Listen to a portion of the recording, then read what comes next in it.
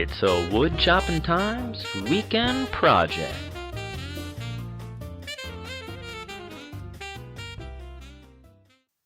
Hello, fellow wood chopperoos. The Big Chopperoo and Safety Dan here. Hey. And today's weekend project, we're going to make this Craftsman style picture frame. It's simple, easy, and it's strong. I made this frame from an old desktop that was being thrown out. Now, in the construction of it, the strength actually comes from the joints here. And here, I'm using a half lap. A half lap is exactly what the name implies. It's half the thickness of the width. And then when you overlay the two together, it gives you great gluing surface. Whoopee! I'll begin by cross-cutting the stiles and rails to the lengths I want. I made a decorative trim piece that I want on the ends, so I'm going to trace it onto the stiles. Then I'll cut it out on the bandsaw.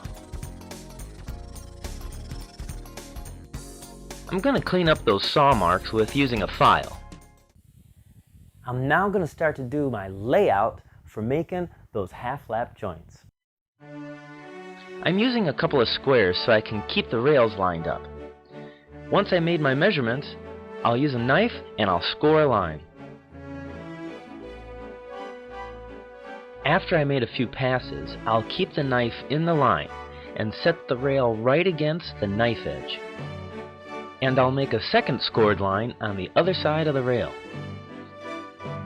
With both lines established, I'm going to deepen the line on the waist side, making a trench. Turning the stiles on their sides, I'll now establish the depth of the waist that I want to remove. With the layout all done, now I'm going to show you how to cut that half-lap joint. Now this can be made with and without power tools. And that trench, well, that was really important because for a handsaw it's going to provide a guide. And on a table saw, well, it helps reduce the tear out. I'm using my miter box, but this could have easily been done without one. Now I'm cutting down on my trench lines to establish the area that I'll be removing. I then make a series of cuts in the waist area, cutting down to that marked line on the side.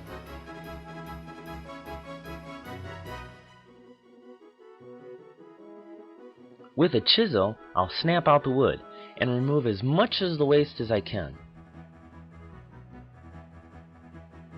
Then I'll use a shoulder or a rabbet plane to smooth out any rough areas. Okay, that's how I made the joint by hand. Now let me show you how I do it over on the table saw. By using my table saw and stacked dado, I'll remove that waist quickly. No matter which method you use, make sure you test the fit of the joint. I'll temporarily set the rails into the stiles and mark with my knife to establish the other waist area that I'll be cutting out. Following the same procedure as before, I'll deepen the line and make a trench on the waist side.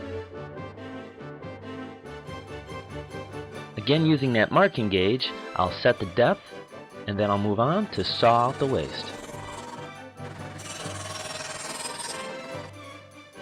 Finally, I'll smooth out any rough edges and test fit it one more time. From there, it's just a matter of gluing it up, putting on some clamps, and setting it aside to let it dry in the shop. Well, that was part one of a two-part video. Come back next week and we'll finish up making that Craftsman style frame. What's that noise? Oh, that's the delivery truck. Delivery truck? I didn't think we had any materials coming today. It's my weekly beer delivery. Well, if you like what you saw, subscribe to us on YouTube. Or you can join us on Facebook. And don't forget about the blog. There's one more thing I gotta do. Chad, I think it's time for you to dance. Ooh, yeah.